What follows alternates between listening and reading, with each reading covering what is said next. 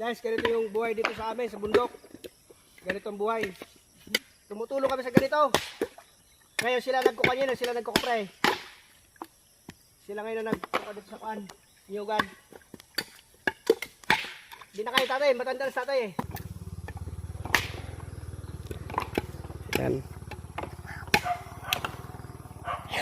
Sila yung nagkukupre ng niyugan dito namin eh. Mga idol, abot dito yung scooter sa bundok oh. Yan oh. Oh. Papunta pa yung sa bukid oh. No, oh. Ganyan mga idol dati yung trabaho ko eh. Kasama ko sa tatay ganyan. Nagkukopra. Yan.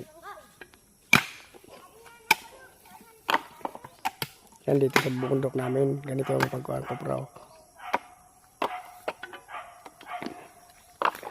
Yan, tatas na oh. Dati may kuwan pa yun, ibaba pa eh. Yan yung tatas.